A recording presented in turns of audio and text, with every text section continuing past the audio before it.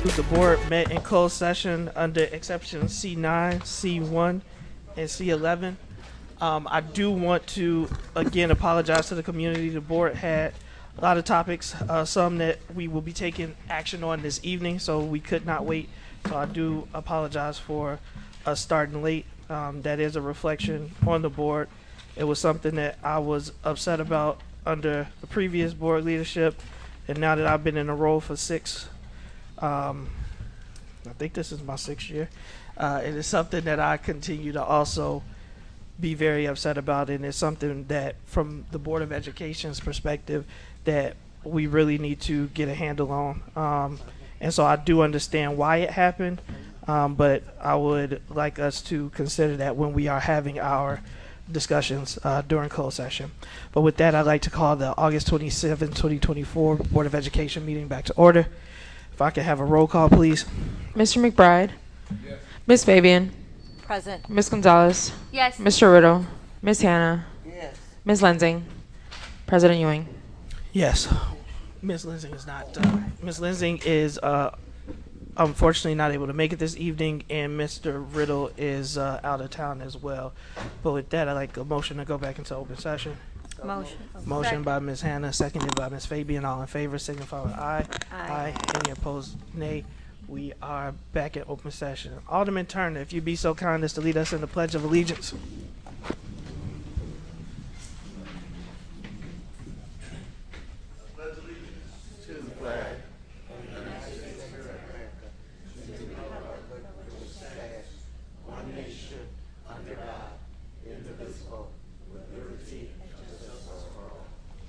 Thank you.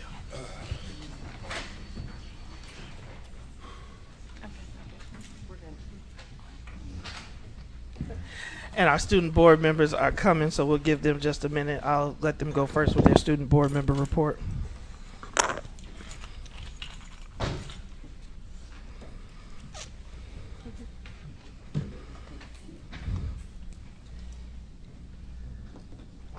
Who's gonna go first today?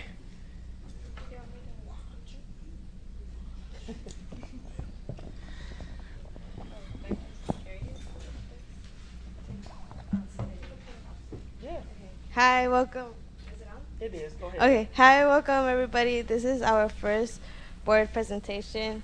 It's made by us two. So Bree's gonna start about her first topic. Wait, no, sorry, next slide. Okay, so this is the overview. Travel buses, security, no, high risk, low risk system, security / staff issue, and no police officer on campus. Did you go to the Next slide.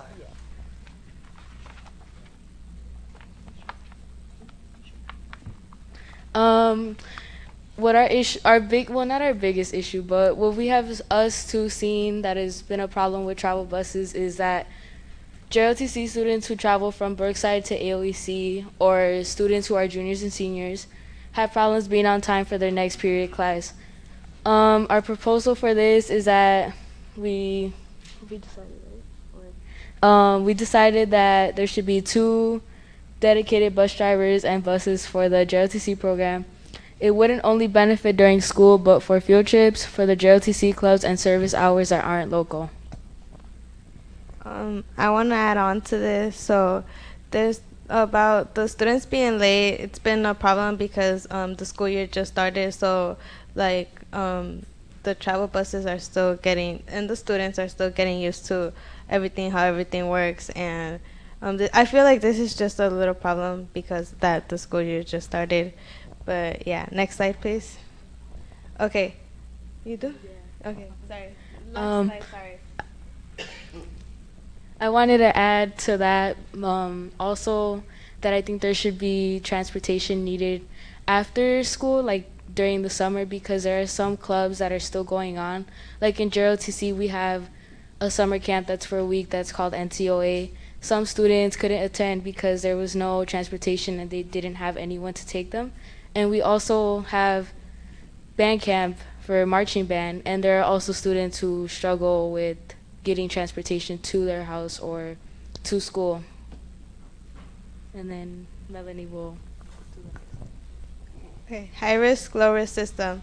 So a system where students who are struggling, like low grades, low attendance, behavioral problems,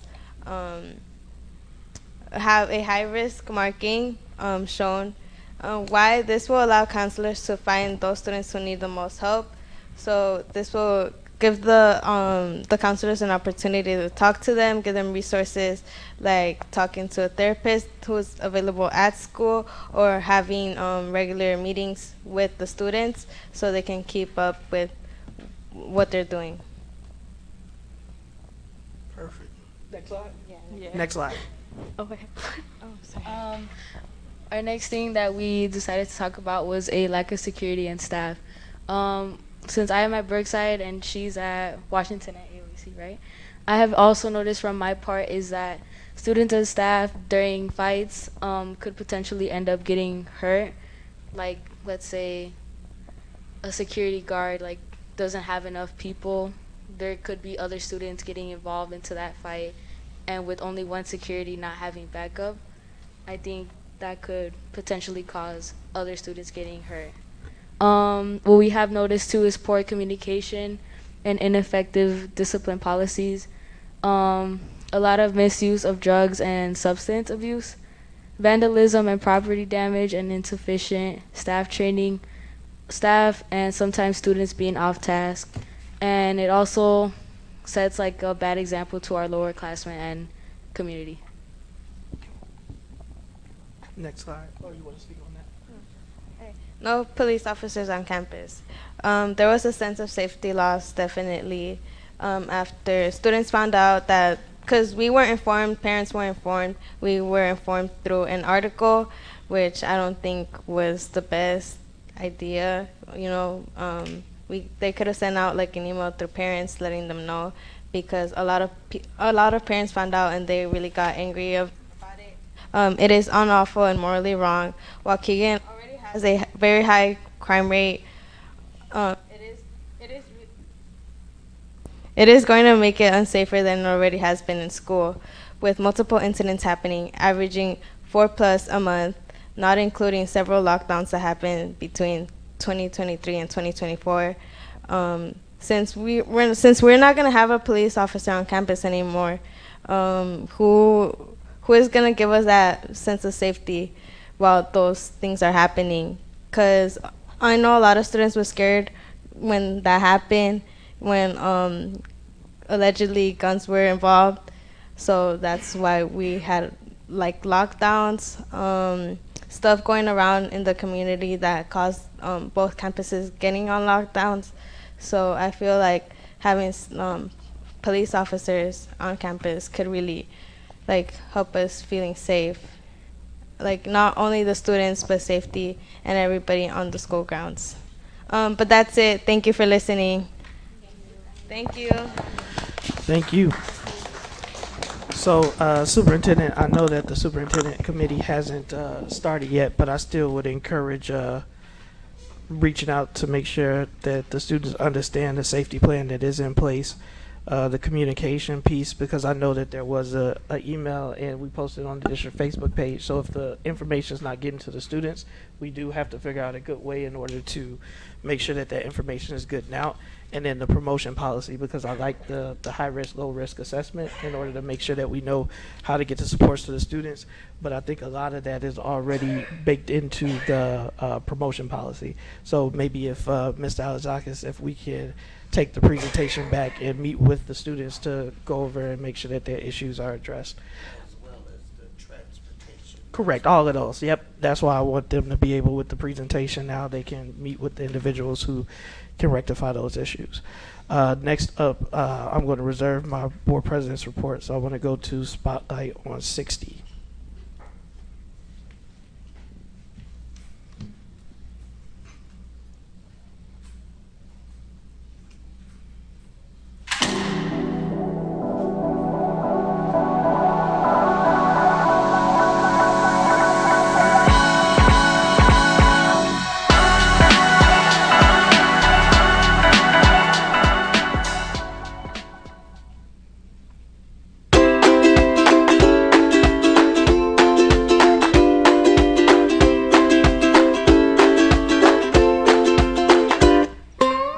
she comes in at the best times when I'm having a horrible day, and just to be able to like see her and pet her and give her treats is just kind of perks up my day and helps me feel better. I was talking with Miss Butler, our DL director, and I said I'd really like to make her a therapy dog.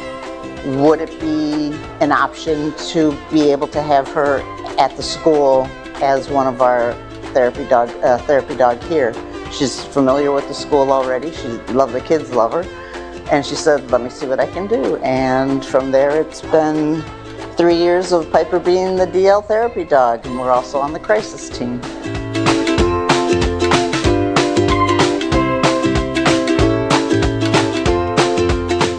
She's beautiful, she's a kind dog, and I wish her a healthy life for her, because she's a good dog.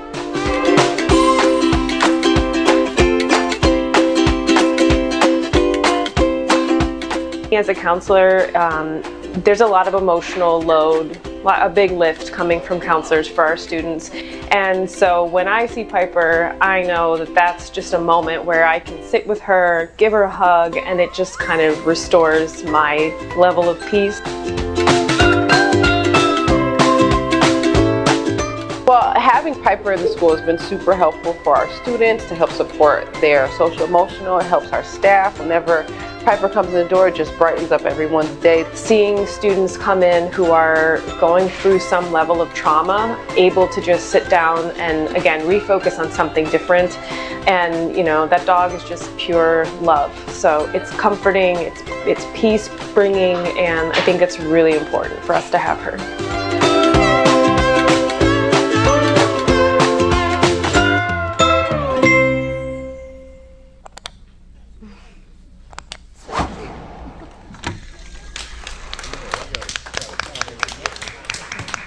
Go ahead, Mr. Riddle. I mean, not Mr. Riddle, Mr. McBride.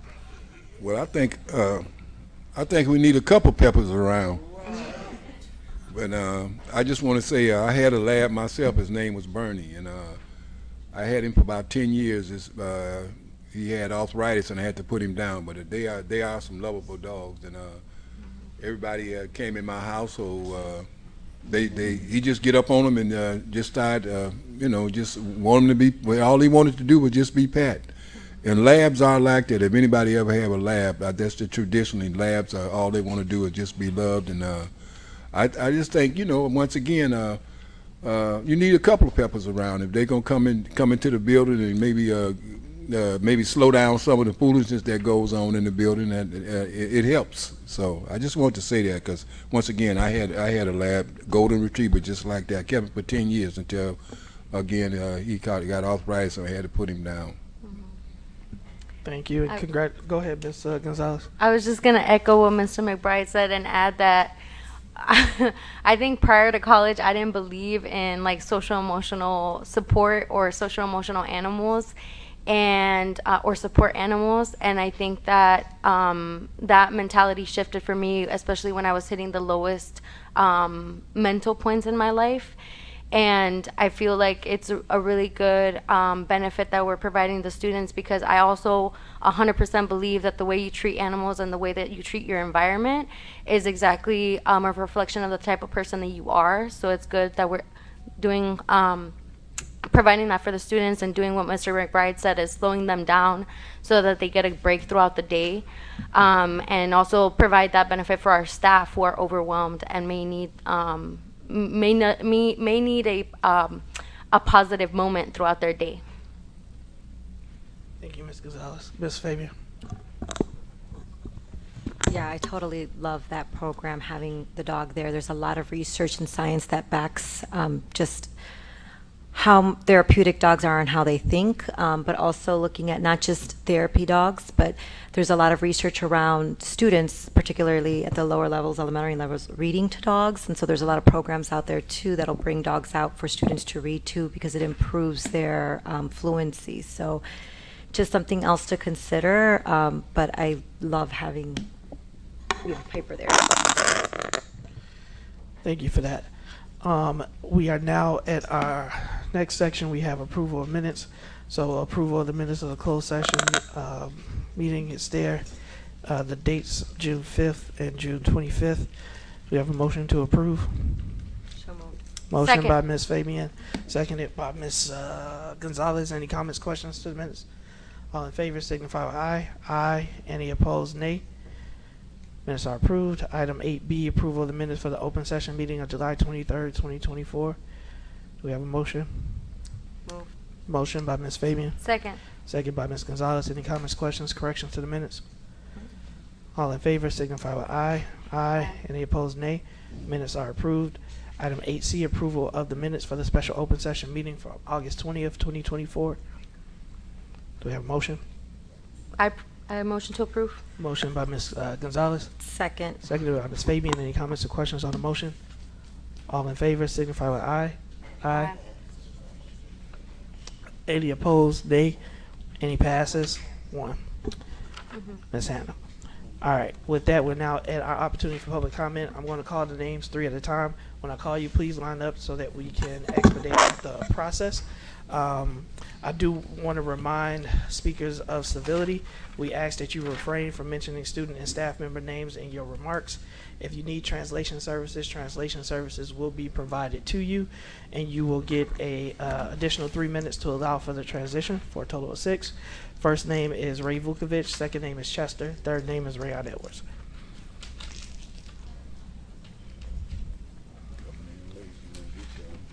And Mr. Vukovic, if you can wait till they have the clock up on the screens.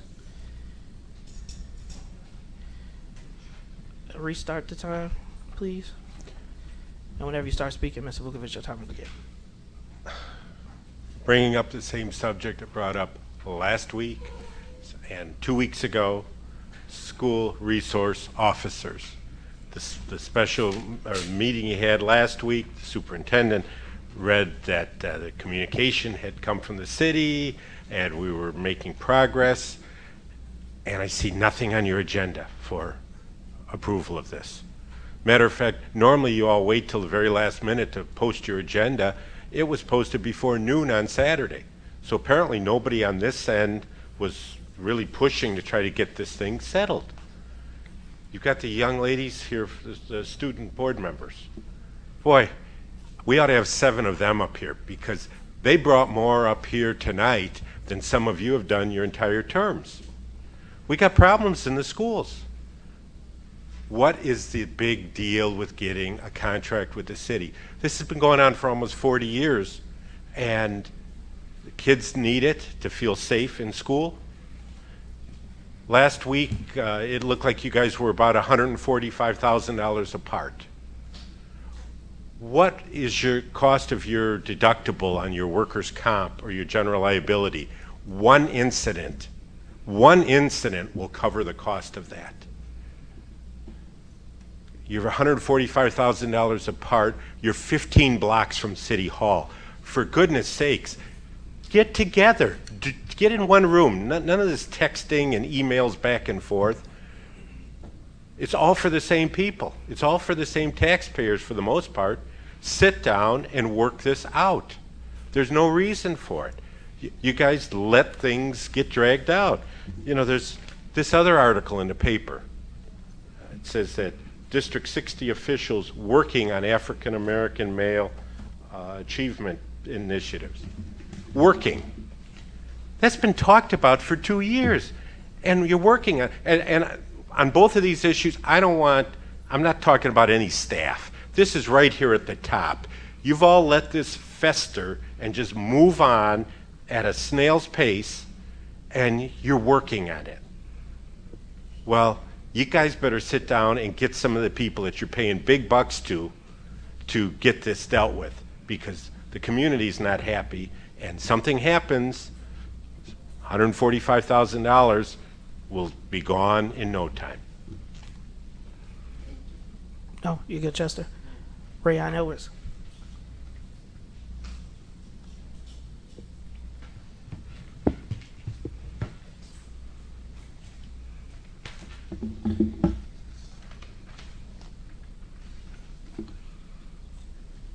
There's 2 items on the agenda I want to talk about. Touch bases on the school resource officer, right? and y'all know my take on it. I'm really not okay with it. But more and more I get to looking into this, I'm starting to question this entire board. Because last year we had 2 resource officers in that school, and only one of them was qualified. According to the Waukegan Police Department, they only have 1 qualified officer that has the proper training to be an SRO. So I'm asking this district, how do we allow another officer to be up in there doing the SRO and they was not properly trained? I say this all the time, y'all do things and y'all act like we cannot find this information. It's nuts. We getting ready to fire a teacher tonight. And this teacher then came up here and spoke several times to this board about the issues that she was having at this district. And nobody listened. Nobody reached out. Nobody tried to resolve this. And we wonder why people don't want to come work for us. One thing that we've come to understand in this community is when people call y'all out about something or come up here at this mic and speak about something that goes against y'all and or this administration, there's always retaliation. And we see it. And I'm not understanding why all these staff haven't got together and just all got one lawyer and did a class action lawsuit on this district, because I don't understand it. But the most disturbing thing to me tonight is, one of the things that I've always known is when you're talking about expulsion, especially when it's this early in the school year, and I'm seeing a student, I'm hoping we can explain this to the community tonight, because I don't want to jump the gun and say, hey, we're getting ready to expel a student. Because if that is the case, there's only one thing that will cause that student to be expelled, and that's bringing a weapon into school. And if that happened, my concern is, why wasn't anything sent out to this community, to these parents? Because nobody has it. So whatever that is, please clarify it tonight, because we need to understand what that is. But again, we're talking about the SROs. He made a good point. Y'all got to figure it out, but we damn sure don't need 2 up in there, especially if they not qualified, because I'm going to be watching like a hawk. And again, it's only 1 qualified, and that is for Latico. I have that in for your information. Thank you. Thank you, Mr. Edwards. Next 3 names in order are Luz G, Elizabeth Owens, and Randy Sabecki. Yes.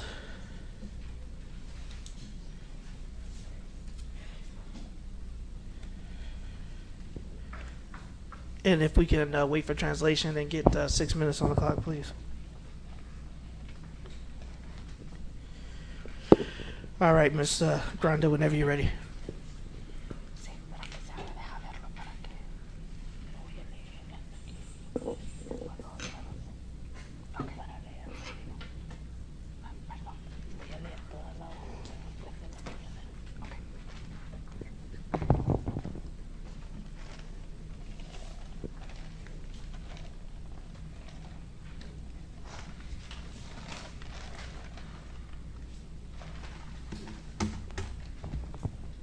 Buenas noches a todos los presentes aquí. Hoy estoy aquí como padre de 2 estudiantes en Waukegan High School. Vengo ante ustedes porque necesito una respuesta en referencia al valor que este distrito le da a los estudiantes de los clubs en Waukegan High School. Todos los estudiantes son representantes del distrito 60 en todos los otros distritos donde compiten. Luz, un momento. Gracias, Luz. Good afternoon to everyone that's present. I'm here today as a parent of 2 students at Waukegan High School. And I come before you today because I need a response that is in reference to what the value the district gives to the students that are involved in clubs at Waukegan High School. Ellos ponen en alto el nombre de nuestro distrito. Ustedes hablan mucho de la equidad. por lo que yo he observado, nuestros estudiantes de los clubes de Scholastic Ball, chess y de arte sí, no cuentan con fondos de parte del distrito y no son tomados en cuenta de la misma forma que toman en cuenta los clubes de deporte. So these students are representatives of District 60. And also they're represented in districts throughout the state where they compete. So they put the name of our district at a very high, at high ranks. And you talk a lot about equity. But from what I have observed, our students that are in the club, a Scholastic Bowl Club, JROTC, and the chess club, they do not count with funds that are the district funds. And they are not taken into account in the same way as sports clubs. Los estudiantes tienen competencias académicas, representan al distrito ante los demás distritos de Illinois. Es una vergüenza que no les den ayuda que necesitan y ustedes no los tomen en cuenta. So these students have high academic abilities and they represent District 60 in front of all other districts in Illinois. It is a shame and an embarrassment they're not given the help that they need and that you do not take them into account.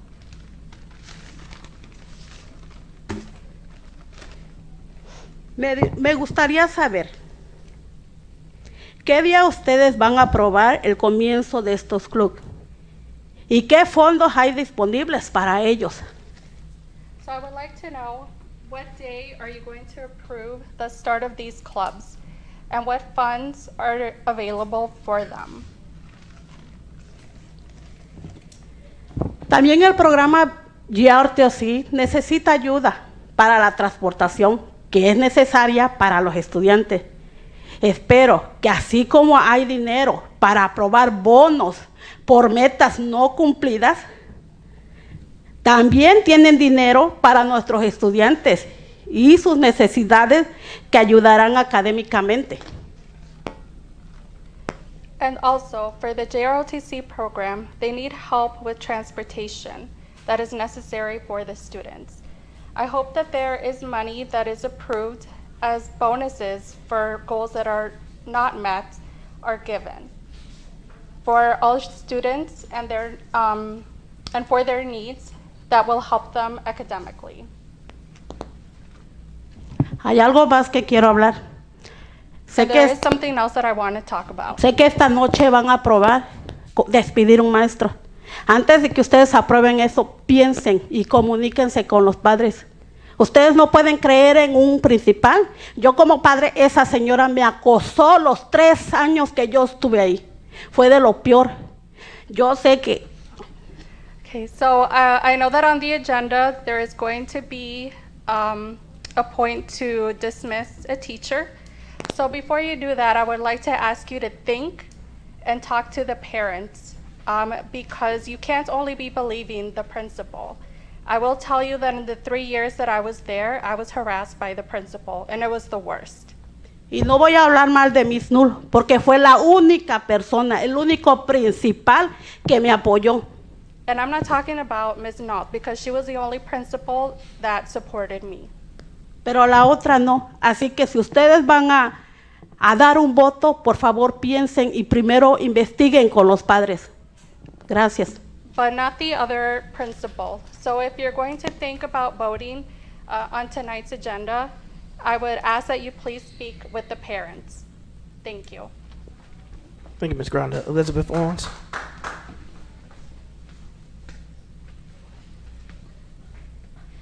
I would like to point out the fact that you talk about you take the safety of the students seriously.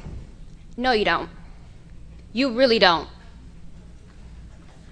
The first year of high school, my freshman year, I didn't want to go to school anymore because I didn't feel safe because of the staff. I still don't feel safe going to school. I should never feel like I can't go to school because I don't feel safe. And then you talk about you try to make it safer for the kids with bringing the SRO.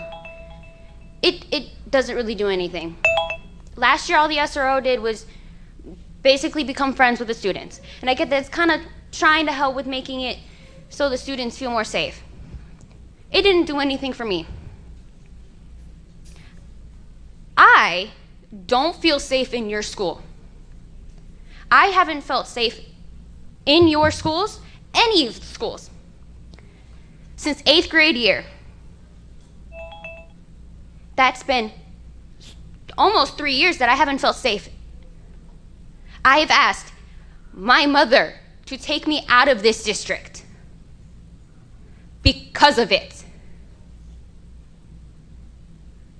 I don't like coming up here. I've come up here before talking about how I don't feel safe.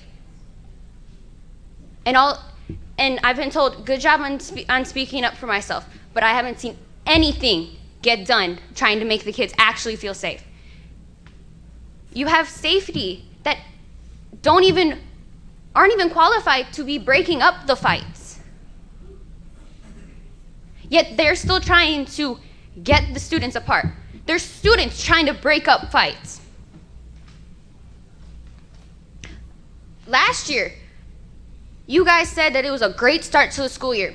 There were 4 fights in the first day of school.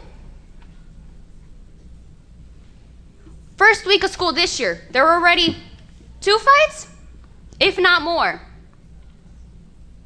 And I get it, there's always gonna be fights. But I got marked tardy to a class because I had to go around the entire school so I could get to my class because they blocked off an entire hallway. You guys don't go into the schools to see what happens. You don't. Even when you do, you don't go when there's problems. You go when you know there isn't problems. Last time I came up here, I said I didn't feel safe. I still don't. And I doubt I ever will feel safe in this district. And that's sad. It is absolutely sad. I'm disappointed in the fact that you talk so much about us feeling safe. There's no safe anything in the schools. Thank you, Ms. Owens. Randy Sabecki.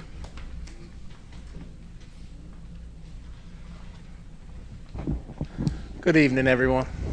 First thing I want to talk about, because it's been brought to my attention, with how hot it's been the last couple days, and we spent all this money on air conditioners, why are some of the air conditioners turned off in the classrooms? Especially when how hot it is. That needs to be looked at. Either they don't work and those students need to be moved, or those air conditioners need to be on over a certain temperature. It shouldn't be just left up to the staff if they want to turn it on in their comfort level. If we have them, we paid for them, they should be on, especially when it's this hot. Second thing I want to talk about, after listening to the student board members and seeing the video of the therapy dog. You know, I trained police dogs for over 10 years. And I've been saying this for years, and they've said it right there. We have a drug and substance abuse problem. But yet I bring it up every year to this administration. I know when I went to school, they used to bring the canines in the building. Dogs are amazing. You know, that's one of the biggest ways to get a lot of these drugs and substances out of our schools. You don't tell anyone they're coming. Police departments look for places. Even when I was in high school, I was training the police dogs. And it's not to get kids in trouble, have records, because the way it worked is they would come in, we'd have 10, 15 departments come in with their dogs. They could sweep Brookside in one class period. All the dogs do is they go, they sniff the locker. If the dog hits on the locker, they tag the locker, and administration and security are the ones that check that locker. The students ain't charged. Same thing with the vehicles outside. They can search the vehicles outside. You don't need a warrant. Air is free. You'll be surprised what we find. And it needs to be done. Especially when you have students saying there's a problem. We know there's a problem. You know, and I said it last year, even with naloxone. I hope we have certified staff besides just the nurses or whatever that carry it. Because seconds count if a kid ODs. We know the stuff that's out there. Fentanyl's laced with everything nowadays. And seconds count. And you guys want to talk about a lawsuit? Let someone OD and pass away in the school. You guys want to talk about a lawsuit then? because it's a real issue, because it's the first question. It's going to say, how did it get in the building? Because it's a big problem. And I've offered to even set it up if you guys want to, but you don't tell nobody they're coming. They just show up and do it. Well, you can't even tell security, because they do, that then it spreads that they know they're coming, and then people leave it home. It should be a surprise visit. They come, do it multiple times a year. I know when I went to school, they did it, and it worked. We talk about using all the tools in the toolbox, then that's what we need to do. Use all the tools. Help the security out. Help the students out. Because we know it happens to everybody, all walks of life. You know, drugs are a killer, and I don't know if anyone here has ever done CPR on kids, but I have, and it's not a pretty sight. Thank you. Next three names in order: Lakeisha Robinson, Andrea Moore, and Miss Pierre.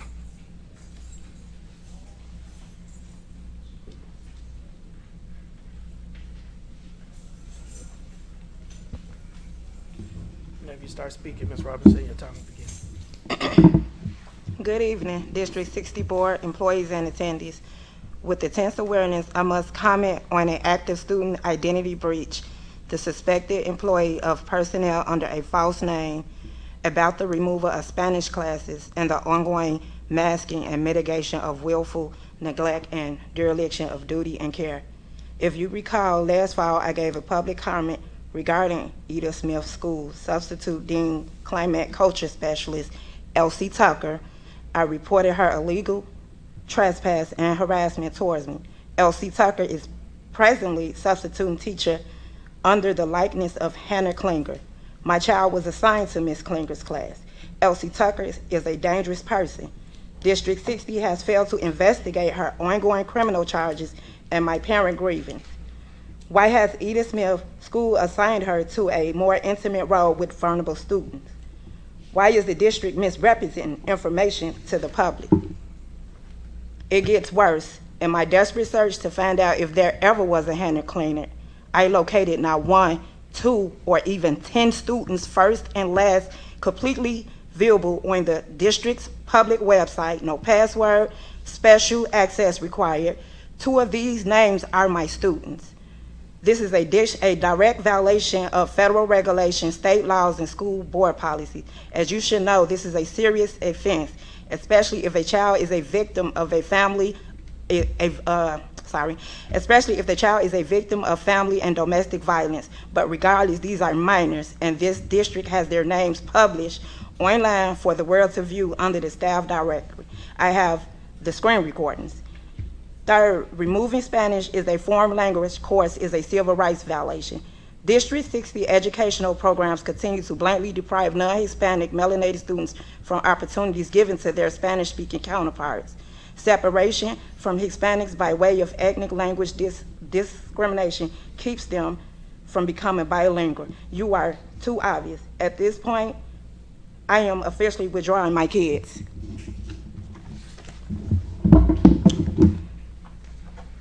I'll yield my time if you have something else to say, Ms. Robinson. Okay.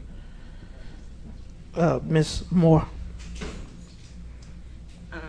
In regards to some of the other public comments that Ms. Robinson has shared, I want to speak on Louis' Law, which was passed in like July, I think, of 2023, that states that state of Illinois schools must teach our youth regarding just drug use and overdose.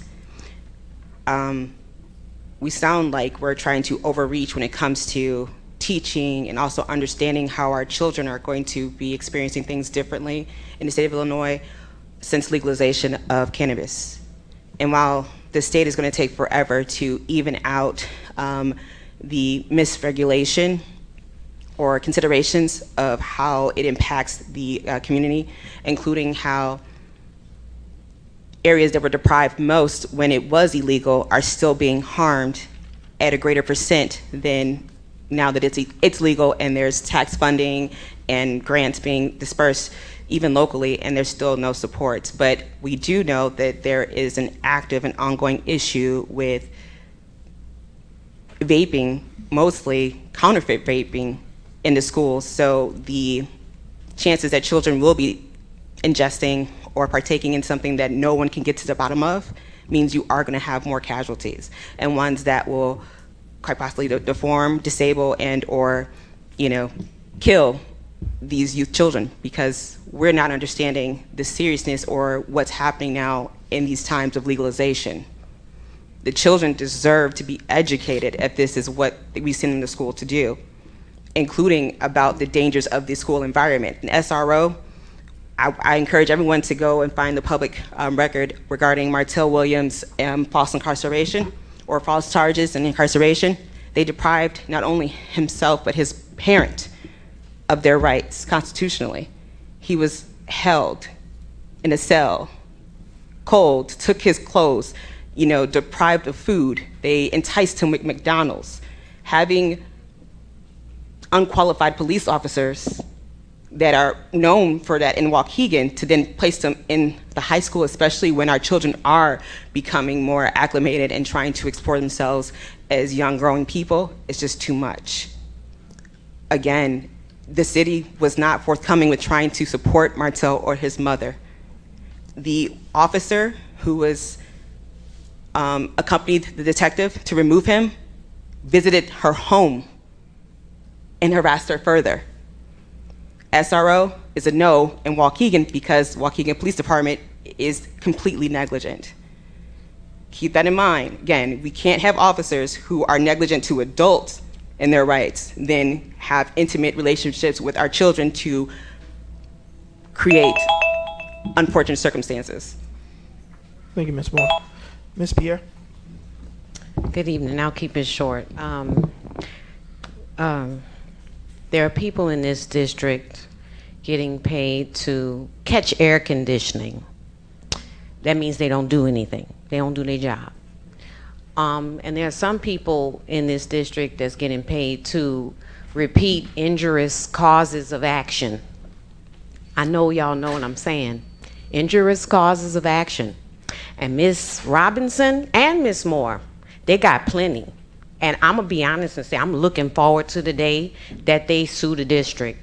And anybody else with a problem with the district needs to sue the district. I see some famous faces in here. How you doing, Mr. Dupree? Yes, you.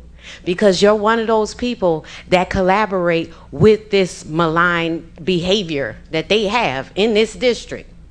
This Elsie Tucker lady who y'all let slip through the cracks and get a false alias or put her in a class under another person's name in the same school of Lakeisha Robinson's children after she went to this lady's house and threatened to fight her. Sounds like a lawsuit to me. I want to remind y'all, because I'm probably not going to let it die. I'm just not. Her son's teeth still haven't been fixed because of a teacher leaving the classroom and allowing another student to hit her son in the mouth with a chair. Not a spoon, not a dinner plate, not a book, a chair. And we sat in the room and had our time wasted. And people, how you doing, sat in that room and tried to give us a mental finesse. Like they was actually gonna do something, and it never happened. That's fraud, it's neglect, it's all kind of stuff. Bodily injury, assault. You know, I would say y'all got to do better, but at the same time, I think we all need to come to an understanding as a public. If a system has proved to you that that system is designed to be malicious and not be constructive, then that system must go. And that would include this system that we are in the midst of right now. Because y'all prove time and time again, staff, teachers, and unfortunately the board, that either y'all in on it or you too dumb to see what's going on. And like dude said in Casino, either way you gotta go. Either way Elsie Tucker gotta go. Either way that principal gotta go. And I'm saying that because I volunteered in the district. I'm not gonna let it die. Y'all better do right by these women and get a McKinney-Vento representative. Thank you, Ms. Pierre. Final name on the list is Miss Nicole Hernandez.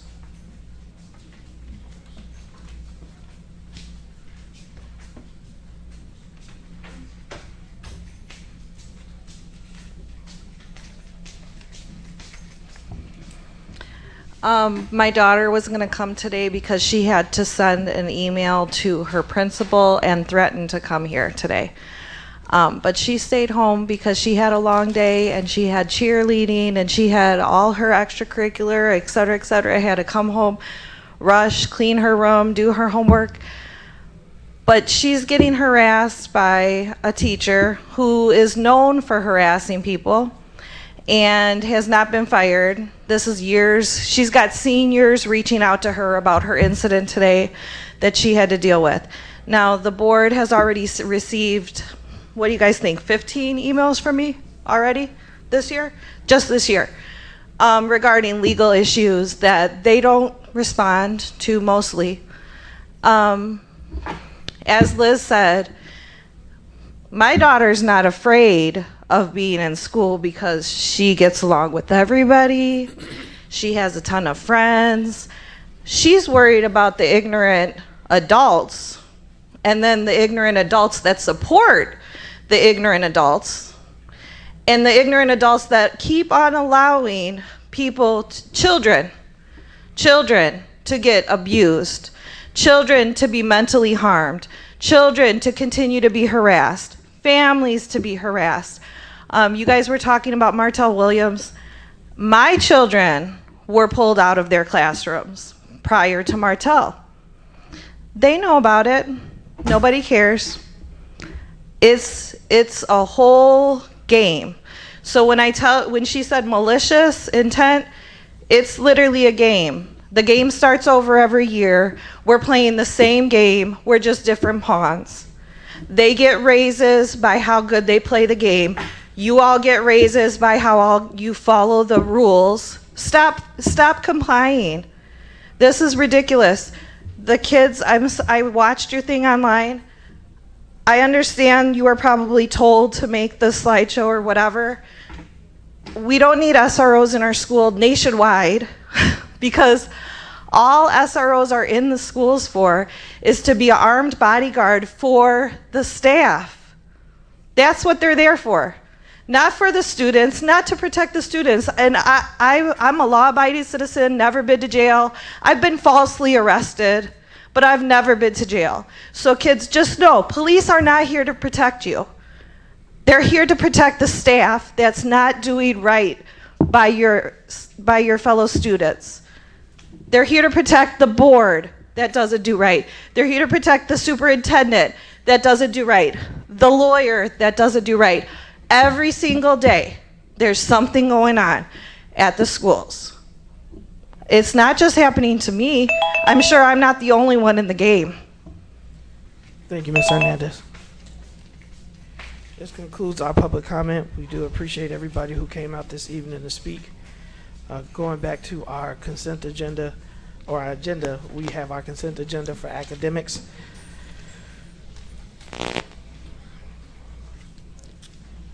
Each item is listed here. These items should be previously discussed and or considered non-controversial.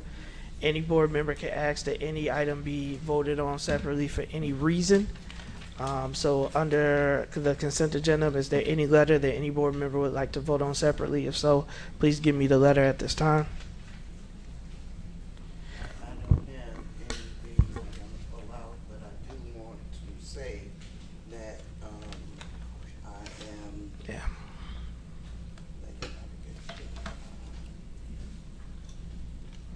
I just want to say that I see that we are continuing to outsource our work, and we need to look at that and find different alternatives. I am not a proponent, never have been, of outsourcing. And we are outsourcing a lot of things in our district. And and we need to look at that. Also, we are still we're still using the staffing. Well, it's kind of connected, but the staffing LLCs or whatever, and I understand that at this point there is a need for them for our special needs students, but again, we need to be focusing on hiring our own. If they have them at the staffing, why can't we get some of those ones that's in the staffing to come work for us instead of the staffing agency? Can you give me my motion, Ms. Hannah? Oh. Thank you. Motions on the items on the consent agenda is 10 through, what's that last letter? I can't see on the agenda, Mr. White. All right, then. So that was Ms. Hannah. Do I have a second? Second. From Ms. Fabian, and then go ahead with your complete your statements, Ms. Hannah. Well, I just want us to be, I want us to kind of put a different effort into attracting our own staff so that we can quit paying all of this money for outsourcing our work. Thank you, Ms. Hannah. Any other comments related to the consent agenda? Just, sorry, thank you, Ms. Hannah. Just with the DocuSign, my hope is that it'll lead to more efficient progress internally. I do want to see it being utilized so that there's more efficiency in the paper flow. But I also don't want it lost on the community item 10.0 to congratulate Miguel Juarez on their accomplishments. And so they are going to professional development, but they are also going to accept an award, and I think we should highlight that as well.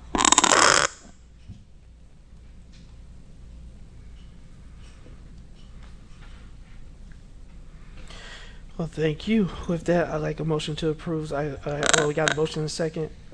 No more further comments. Roll call. Mr. McBride? Yes. Ms. Fabian? Yes. Ms. Gonzalez? Yes. Ms. Hannah? Yes. Ms. Lensing? President Ewing? Yes. Items approved, motion carries. I'll read those for the record. Item 10A, renewal of second step Tier 1 SEL curriculum for K through 8. B, American School Counselor Association, professional development. C, mental health youth first aid, MHFA trainers for D60. D, EIR grant materials. E, purchase of partnership with West Dad's Formative Insights team for staff professional development opportunities. F, purchase of ACT Education Corps pre-ACT fall assessments for grades 9 through 11. G, approval for Assured Healthcare Staffing LLC contract. H, approval of the Sampson's Baggett Staffing LLC contract. I, cybersecurity services contract. J, renewal of ThermFlow HVAC and generator services contract. K, renewal of Infinite Campus Student Information System. L, renewal of DocuSign. M, contractual renewal for Incident IQ Help Desk software. N, purchase of Google Education Plus licensing. O, AMLE professional development. Items have been approved. We are now at the consent agenda for operations. We have two items here, 11A and 11B. Would any board member like to vote on either of these items separately? Yeah,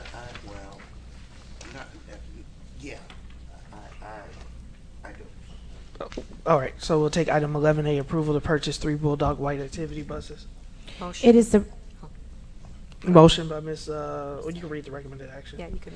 It is the recommendation that the Board of Education authorize the purchase of 3 activity buses from Midwest Transit Equipment for a total of $318,124. And I got questions on that, Brandon. So we got a motion. Can I get a second, Mr. McBride? Yes, second. All right. Comments or questions? Go ahead, Mr. I think McBride. Mr. McBride was first. I was wondering the capacity of the buses themselves, seating wise. Mr. Moulton? And while he combine the answer, we have 4 buses white Bulldog buses in our fleet right now. And what condition are they where we have to spend and purchase 3 more? Or are they going to be added? These 3 new ones will that make 7 Bulldog buses? So, or are we going to retire some?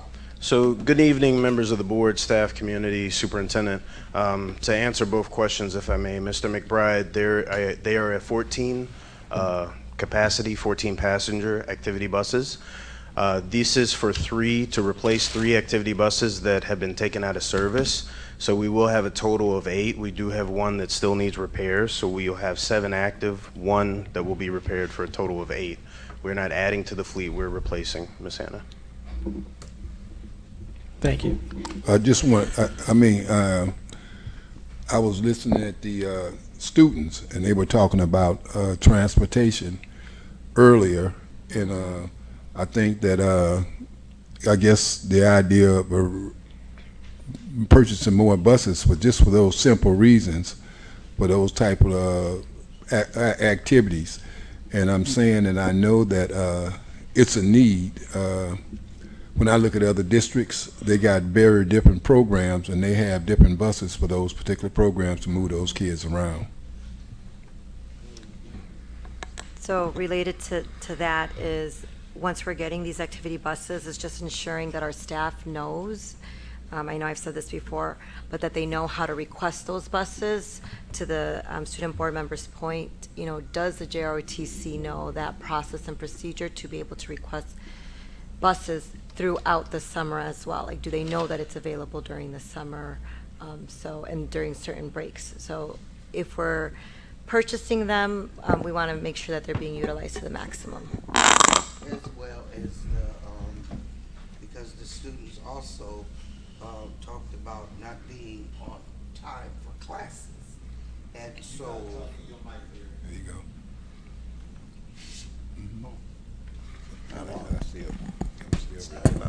Thank you, Mr. Edwards. They talked about students not being on time because of the transportation. Well, we have those big buses, and I thought that was one of the reasons why we got the buses, so that we could transport students in between buildings. And and didn't we buy another one? And so what's happening where the transportation is kind of going sideways, if you will, where students are not getting to class on time. And so that needs to be talked about.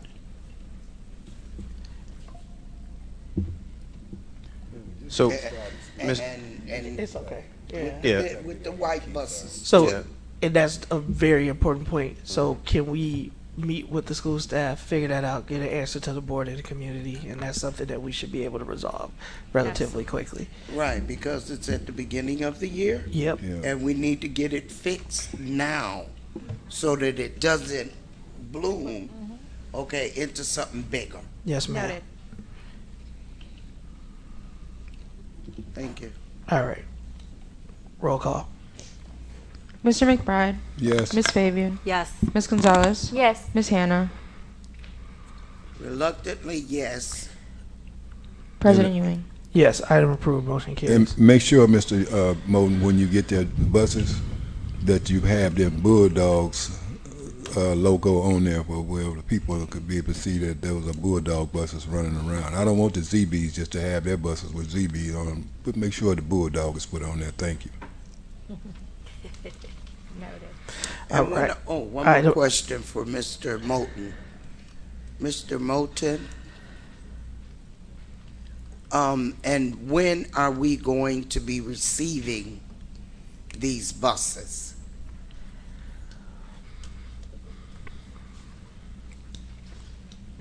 So, Ms. Hannah, unfortunately, Ms. Williams couldn't be here tonight, so I don't have the specific date, but they're ready for us to pick up. But as soon as we issue payment, they're going to be made available to us.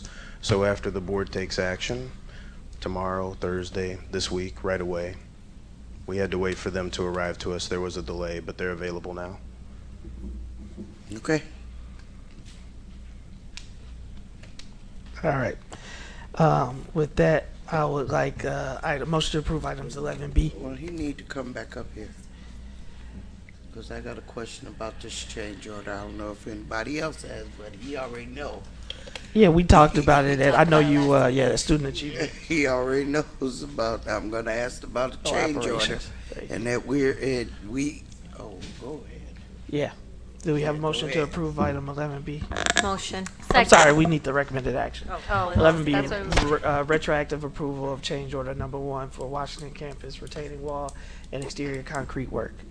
It is a recommendation that the Board of Education authorize the superintendent to retroactively approve an increase in the board-approved project budget from $420,954.08 to $475,393.43, an increase of $54,439.35. So moved. Second. Motion by Mr. McBride, seconded by Ms. Gonzalez. Any comments or questions on the motion? Yes, Mr. Moulton. What happened where there's an overrun of $54,000? What happened? And I'm sure that this is that tunnel you're talking about, right? Yeah. What happened? And if the architects, the building supervisor, or the construction manager, or whatever, what happened where we have $54,000 overrun? Sure. Thank you for the question, Ms. Hannah. So we had a few things that happened. This is the tunnel at Washington campus. There's a chiller. Excuse me. There was some storm line work for plumbing that needed to be remediated, as well as an additional scope near door 29 that the school district wanted to address that was within the general scope of the work, but it was additional area. There is a breakdown in the summary on the agenda item that shows an increase of increase up to $75,000 in the base allowance and the base bid. We also have a breakdown in public content of the contractor price and the contingency of $35,000. So the $54,000 represents an overrun above what the board approved based on the conditions. As the board president stated, we did review this last week. We had some, the architect here as well as some pictures that we provided, because the pictures say 1,000 words. But that's what caused the increase. It was unforeseen conditions. It was additional scope added to the project just prior to the bid being released, which required an increase in the base allowance, because we wanted to get as much work done as possible that was reasonable within the allotted budget that was approved. Right, and so this was not in the budget. That's what I'm saying. We had a contingency, and so we went over that contingency for this. We had a contingency of $35,000 and went over by the $54,439.35. Yeah, and I apologize, people, because I was not at the meeting last week. So I'm going to ask Mr. Superintendent, I'm going to go in and talk with Mr. Moulton at his availability so that I could see what the rest of the board saw. And, I know the tunnel, I know what you were doing, and when I was reading this, it said something that close to what you were saying, that this was something added to the scope of work after the contractors and so forth got started. And now that's what I was reading. Am I accurate? You are accurate, but it was both. I do want to be clear what was stated last week. There was added scope just before the project was bid, but there was also added scope while the project was taking place due to unforeseen conditions and further remediation. And those items are itemized under the accepted category on the attachment that shows the difference of the $54,000. Okay, and I just think that in the future, that all of the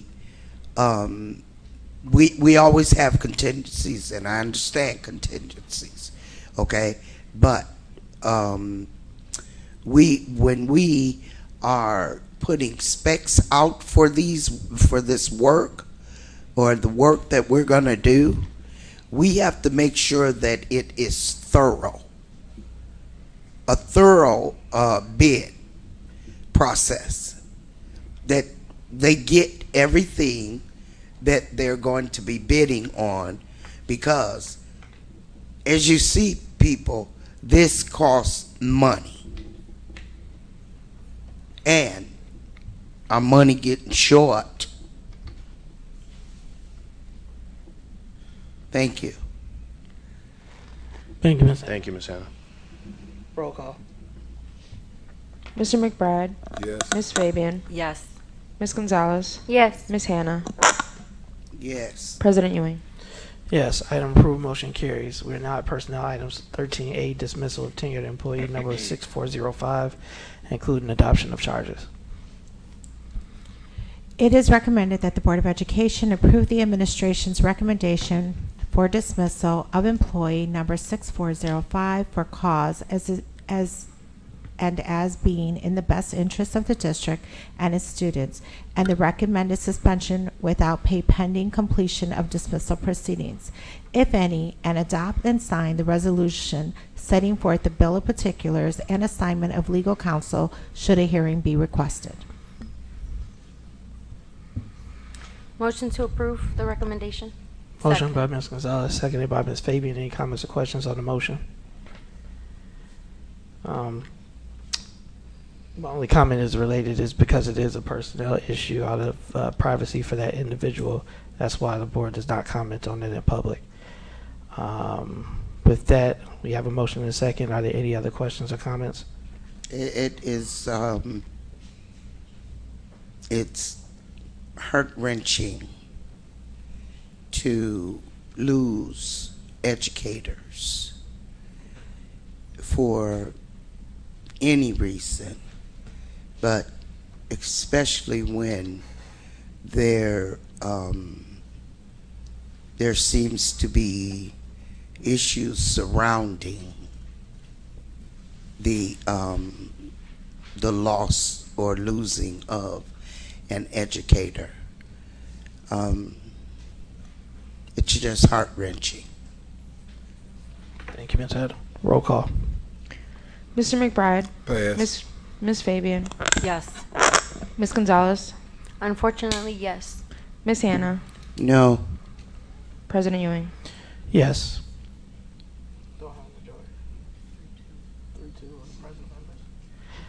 Item approved, motion carries. We are now at item 13B. Go ahead. Please, this dismissal related to Helen Athanasopoulos. You have to say her She name. has to, Ms. Hannah.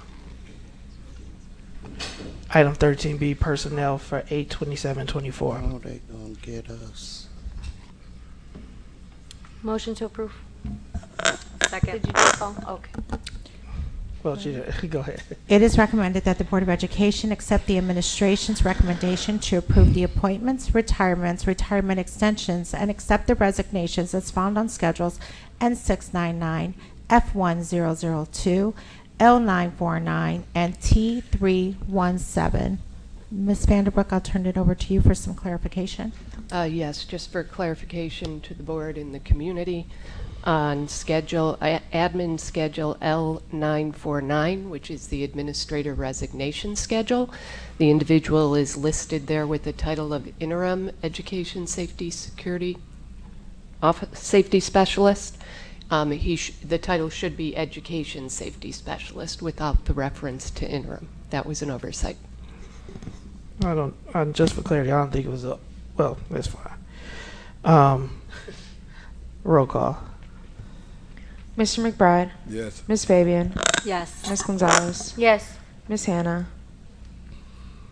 Yes. President Ewing. Yes, item approved, motion carries. We do have a couple of administrative appointments that we'd like to highlight at this time.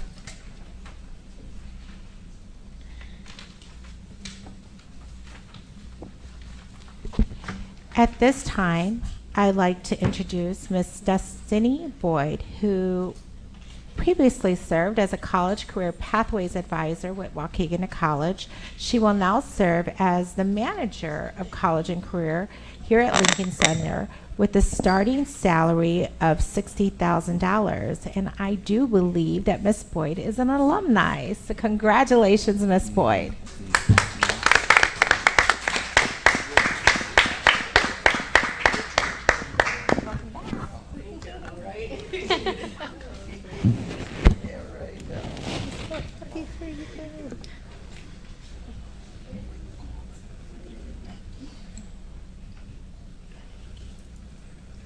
Our next appointee will be Ms. Melissa Giles, who previously served as the Executive Team Assistant to the Division of Equity and Accountability.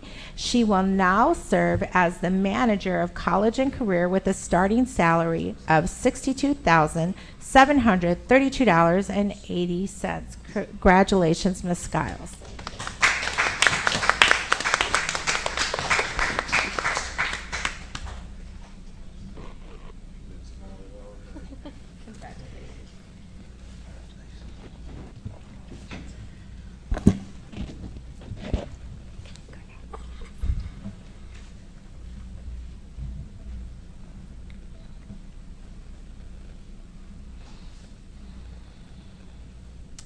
Our next appointee will be Ms. Karen B. Gano, who previously served as a dual language instructional coach at John R. Lewis Middle School. She will now serve as the assistant principal at John R. Lewis Middle School with a starting salary of $74,500. Congratulations, Ms. Gano.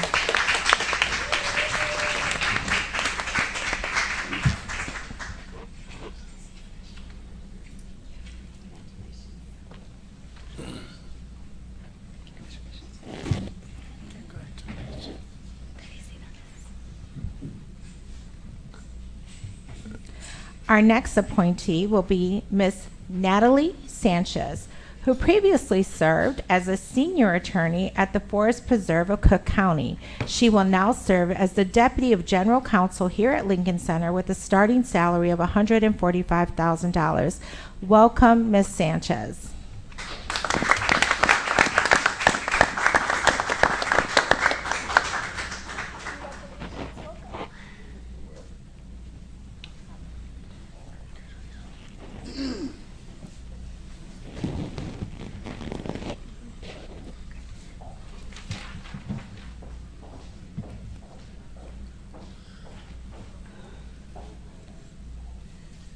Welcome and thank you to all the years of service for those who are retiring and leaving us, and congratulations to all of those that are joining the team. We now have item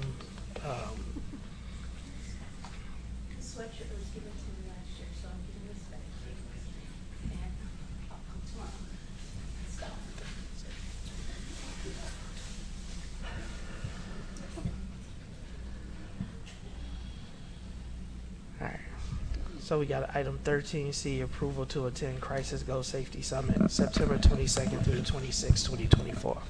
It is the recommendation of the administration that the Board of Education authorize the superintendent to approve Mr. Javier Alba, Educational Safety Specialist, to attend the Crisis Go Safety Summit in Grapevine, Texas from September 22nd through September 26, 2024. The estimated cost is $2,630, and the total includes registration, travel, hotel accommodations, and per diem. Motion to approve. Motion by Ms. Gonzalez, seconded by Ms. Fabian. Any comments or questions on the motion? Roll call. Mr. McBride. Yes. Ms. Fabian. Yes. Ms. Gonzalez. Yes. Ms. Hannah. Yes. President Ewing. Yes, item approved, motion carries. We are now at item 16A, financial reports, ratification of the second processing of August 2024 board bills, manual check request payments, and Old National Bank insurance payments for the period of August 7th, 2024 through August 20th, 2024. It is the recommendation of the administration that the Board of Education ratify the second August 2024 processing of board bills, manual check request payments, and Old National Bank insurance payments for the period of July 17, 2024 through August 6, 2024. The accounts payable board payments for the period of August 7, 2024 through August 20th, 2024 totals $4,415,473.25. The manual check request payments for the period of August 7th, 2024 through August 20th, 2024 total $58,669.12. The Old National Bank insurance payments for the period of August 7th, 2024 through August 20th, 2024 totals $22,522.04. Motion to approve. Second. Motion by Ms. Gonzalez, seconded by Ms. Fabian. Any comments or questions on the motion? I certainly hope that the board is looking item at the bills very itemized. Looking at the boards, the bills, and taking seriously that we need to start reducing our spending in the district. Roll call. Mr. McBride. Yes. Ms. Fabian. Yes. Ms. Gonzalez. Yes. Ms. Hannah. Pass. President Ewing. Yes, item approved, motion carries. Committees are just starting, so I'm assuming there are no committee reports. We do have a Douglas report, Ms. Hannah?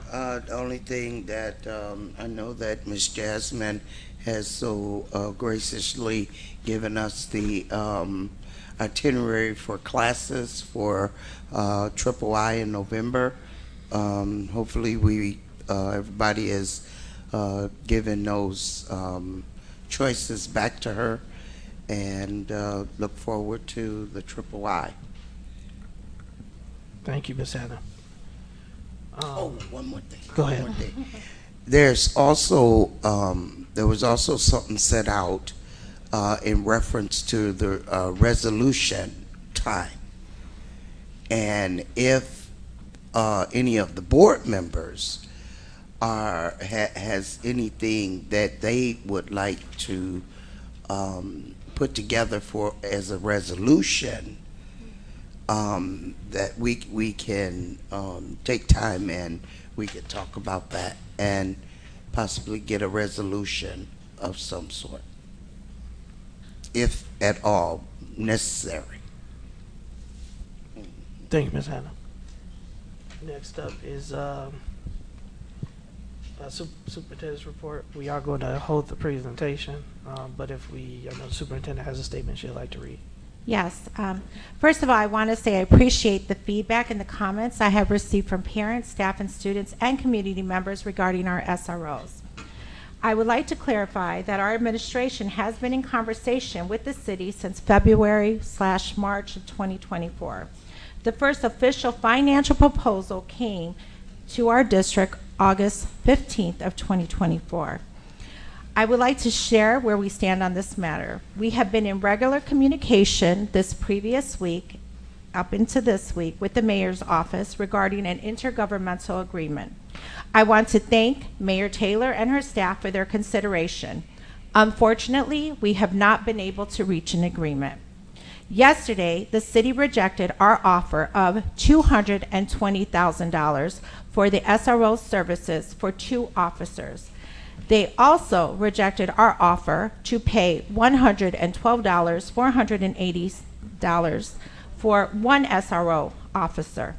This offer included the district covering the prorated 8-month cost of 2 officers, base salary, health insurance, life insurance, and Medicare, along with a pension contribution approximately equivalent to the City of Waukegan's IMRF rate, with an extra $5,000 on top of those costs. The city is seeking $260,000, which is lower than the initial request of $350,000. The difference in cost is related to the officer's pension. The city's police pension rate is significantly higher than its IMRF rate due to the fact that the city faces a pension shortfall. I stated this to the mayor today, and I will say it this evening. As a school district with more than 2,000 employees, we understand the costs associated with hiring, training, and maintaining a professional workforce. We are facing many of the same financial challenges as the city. We have made considerable consensus. However, we do not believe it is fair or equitable for our school district to bear the burden of the city pension shortfall. And we want to thank the city for working with us on this.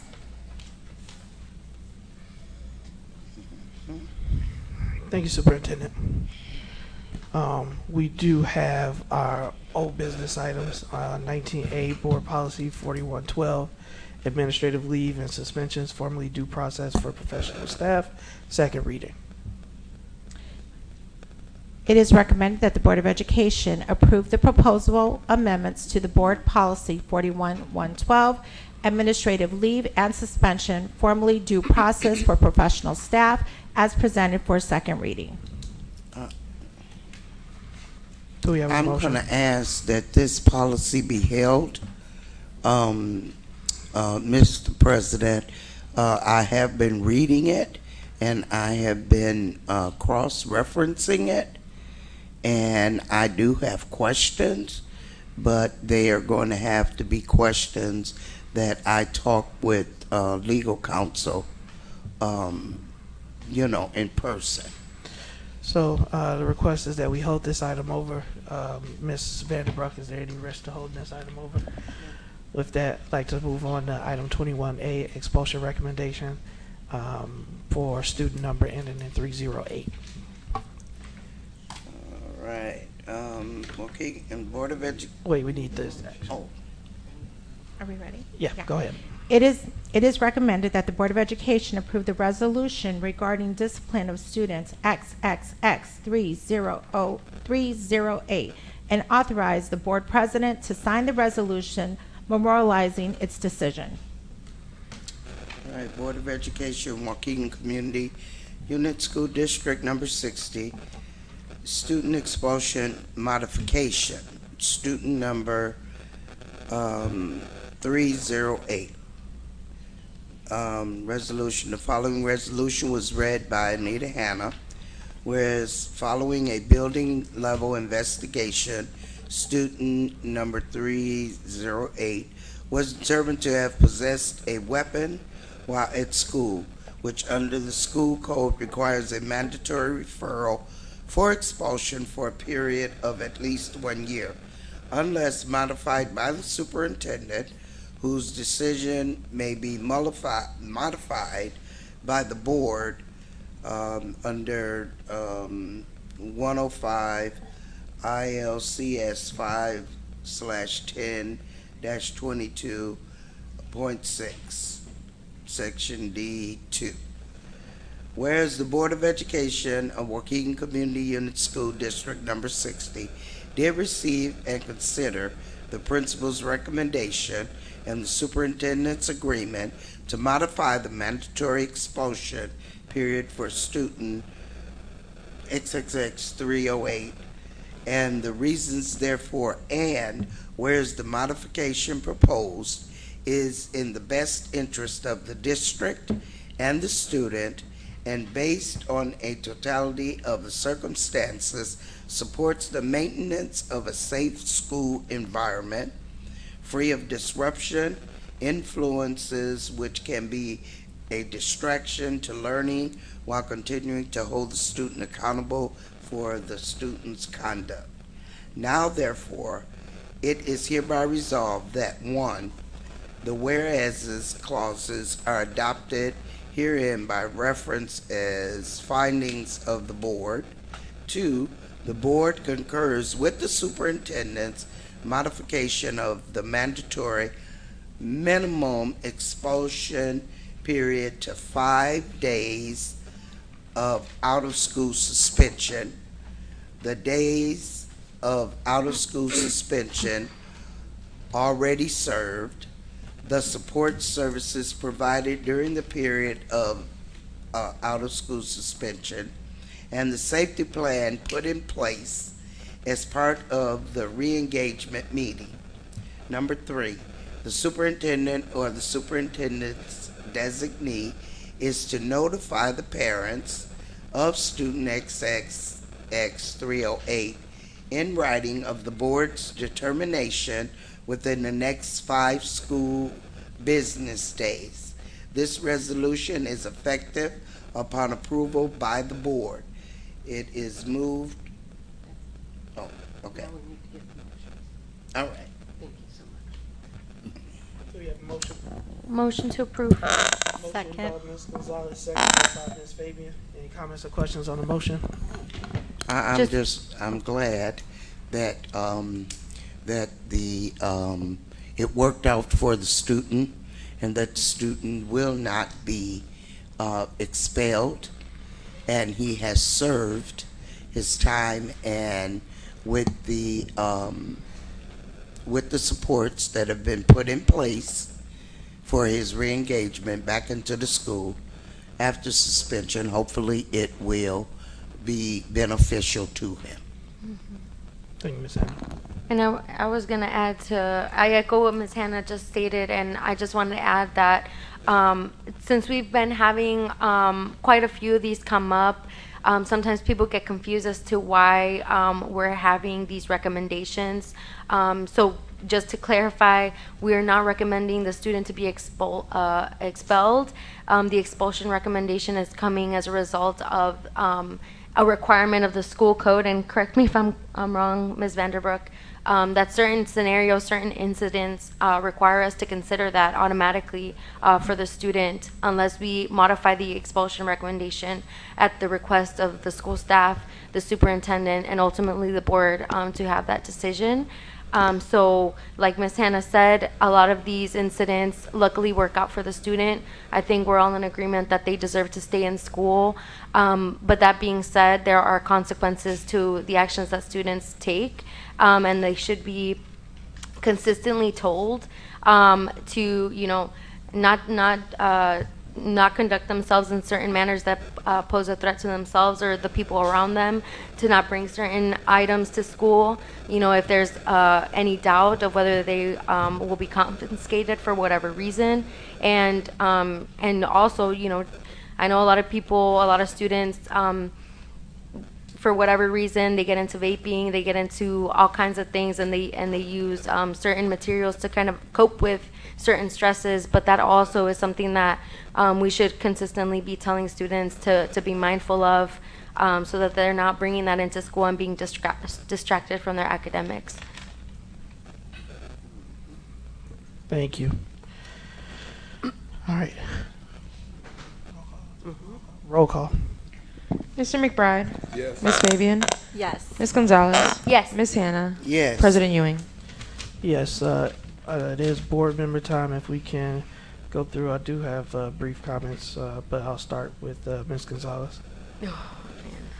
Well, I'll try to be brief, but I know I'm going to have an unpopular opinion, and I did want to speak on it because it has been a really pervasive topic, especially in our community. As many of you know, prior to my being on the board, I advocated for the SROs to actually not be within our schools. And I've actually talked with, then interim chief Zupek, I think his name was, and obviously some of the personnel that have come to speak at the podium here for our board meetings, that it's not about a personal issue, right? There are some people in uniform that are really great people, really great role models, but it's more about the student outcomes, right? And that's why we have terms like the school to prison pipeline that disproportionately affect Black and Latino students more, right? And so I unfortunately, I feel very sympathetic to a lot of the parents and a lot of our community and our staff that are feeling overwhelmed by this point in time because of the contract negotiations between the district and the city. But I just want to echo that to me, safety isn't about having officers in the schools. It's about everyone having a crisis strategy and for us to really be reaching our students, because by the time they decide to do something as horrific as harming another person, right? We've already seen the fights. We're already losing them. And so it's about having preventative measures, not people who react to situations of crisis. So I had more I wanted to say, but I'll leave it at that, because I know that people have really strong opinions about it, and the responsibility that we have is to ensure that our students and our employees are safe. And whatever that looks like, I think is something that we should all work toward. And I do want to just commend all of the school staff for welcoming in students and getting ready for this year, because every year is a different hurdle, but it's a lot of the same. And we just have to keep working toward creating a community that really embraces the students and their student voice. Thank you. Mr. McBride. I just want to go back on one item that was on the agenda. I think Ms. Hannah spoke on it, and I think she raised the issue about look at our spending. And I totally agree with you, Ms. Hannah, 100%. So I am holding that responsibility to the person that's in charge of the purse, and that would be Mrs. Polk. We always have looked at her with agreements dealing with our staff in general, whether it be custodian, whether it be teachers, but we always looked at her to help us get across the finish line. And I am hoping that she will also keep us in good standards, and it looks like we're starting to go backwards. She will address us and tell us to slow down. So I do agree with you about the idea that we need to watch our spending, but I'm still going to put that in the hand of Ms. Pokes, because she's the one handling the purse. Thank you. Ms. Hatter.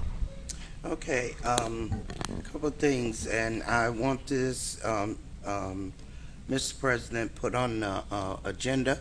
I'm sure all of us got an email from Mr. Jeffrey Williams regarding the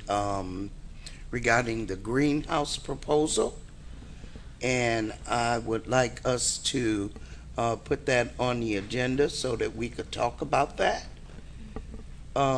because everything that I heard, I wasn't at the meeting, but I was listening, and about the Oakdale greenhouse and about the maintenance of it over the summers and breaks and stuff, and the proposal, I hope you all got it.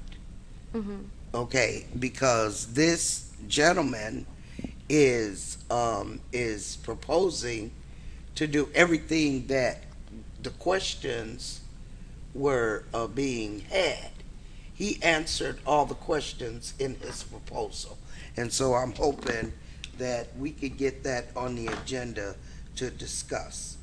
Also, I am awaiting notification from the superintendent as to when the board is going to be able to address the students at the high schools for the whole Board of Education, as I have been asking for. So I'm looking to get an answer for that.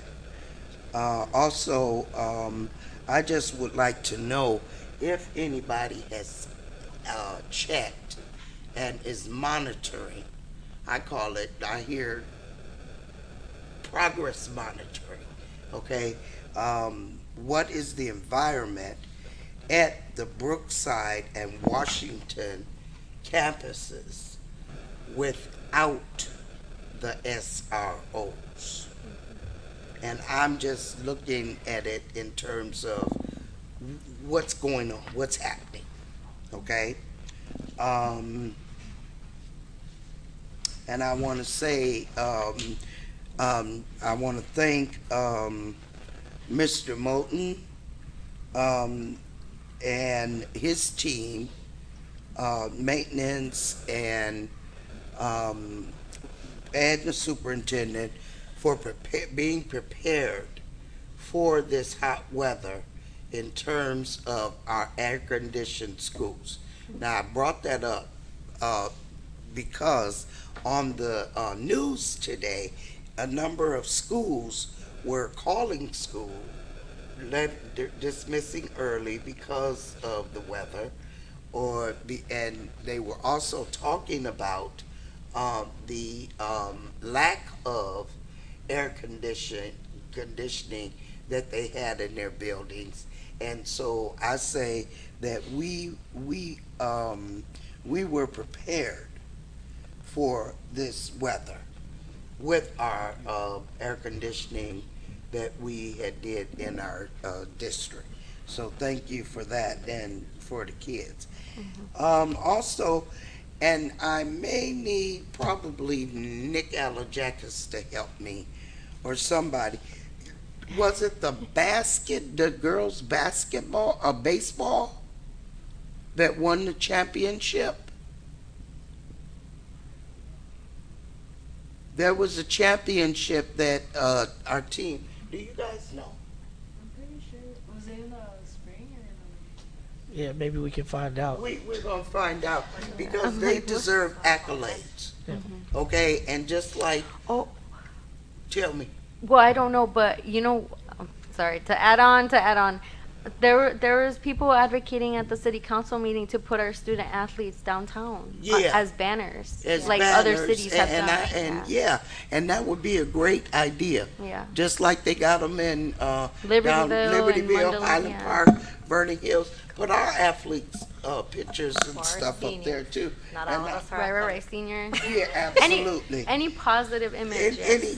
And just like I also wrote down the what the speaker was talking about the clubs and the different the chess clubs, the JROTC, all of those clubs. The students need to be acknowledged. And also, before I get to that acknowledgement, I'd like to know if the high schools and also middle schools are advertising what activities and clubs the students are able to get involved in. Are we advertising? How are we advertising? Are we using wall signs? What are we doing so that we don't have to keep hearing, oh, well, our football team, we only got 15 players, okay, or, advertise to the students within the school buildings that these things are available and they have opportunities to get involved. And I really don't like the fact to hear that students are not feeling safe in our schools. That is, as long as I've sat on the board, I've seen superintendents be taken out of jobs in different districts because of the lack of safety to the students. Now, I'm not suggesting anything like that. I'm just saying that that is the number one issue that will cause the demise of any superintendent. And we're not, hopefully, we're not at that point, because we're going to address it. That's what we're going to address, the safety. And we can do that. Board, we got to get before our kids. We got to get before our kids, make them understand the same thing that we understand, that we got a responsibility, so do they, to do their education. So anyway, I'm just saying, that's why I want to know how the schools are doing without the SROs. Maybe we don't need them. Who knows? We don't. Wait a minute. And the vaping, that was being talked about by one of the public comments. I talked about that last school year, about the vaping. We could get in front of that because it is against the law. And we just got to do something about it. Last thing, if the administration and the mayor cannot come to some kind of agreement with this thing, it's not time for us to be involved in all this back and forth. The number one thing, that agreement, that intergovernmental agreement, is going to say the City of Waukegan and the Board of Education. And so if the administration is having issues doing it, then it's time for the Board of Education to go into negotiations with the mayor, because we're the ones that are ultimately being held responsible for it. So, I'm done. Thank you.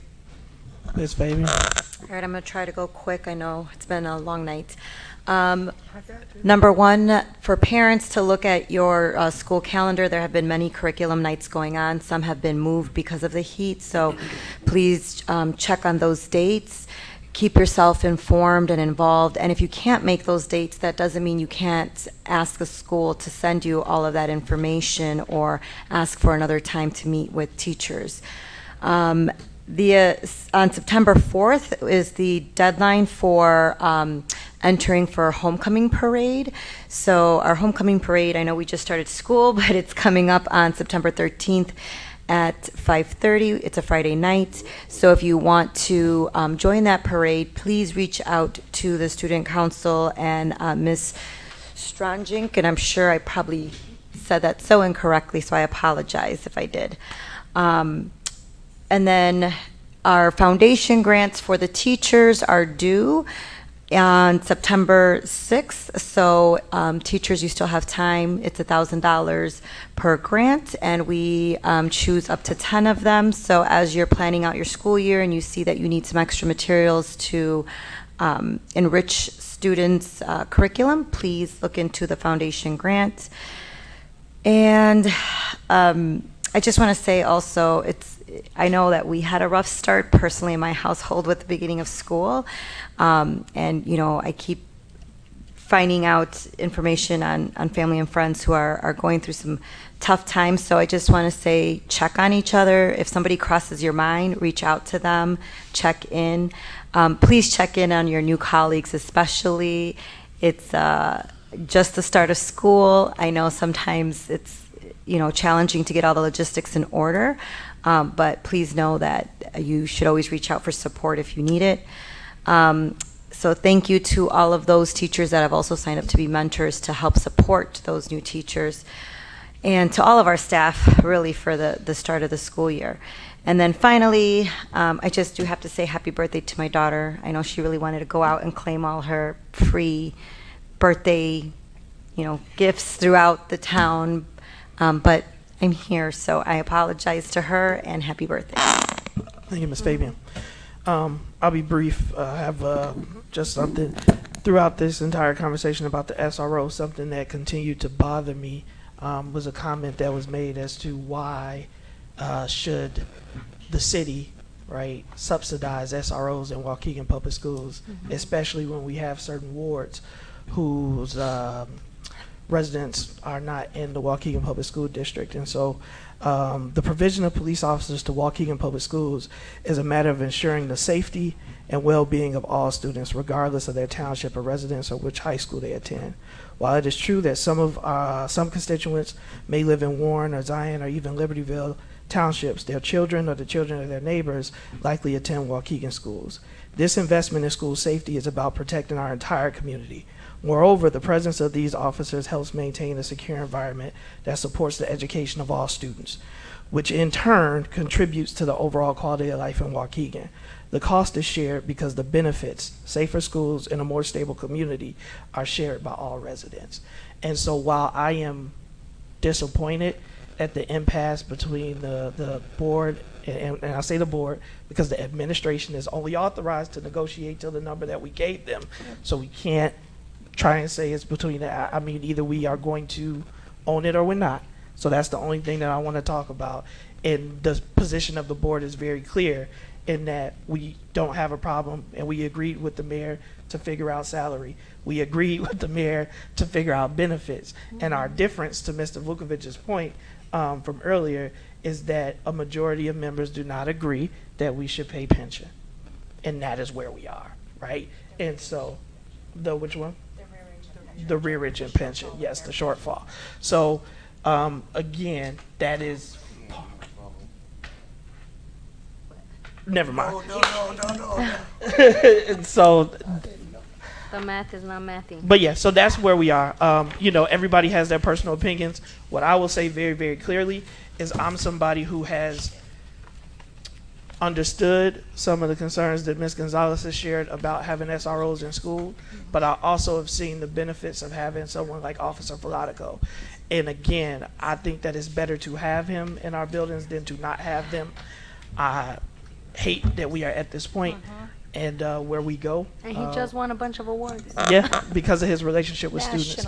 Brandon, can I add something to what you said? Yeah. And just I usually don't speak. And Kathy, please correct me.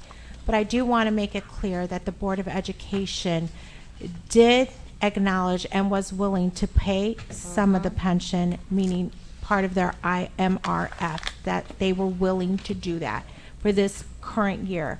What the board was not willing to do is to pick up the back pension that the city has currently. So they were willing to pick up the current pension, but not the back pension.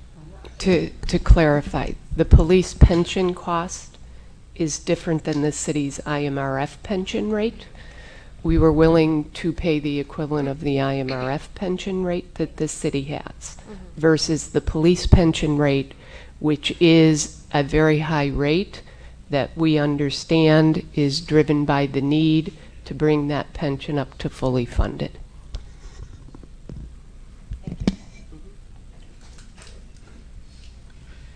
All right, with that, I'd like a motion to adjourn. Motion. Second. Motion by Mr. McBride, seconded by Ms. Fabian. All in favor signify with aye. Aye. Any opposed, nay. Meeting is adjourned.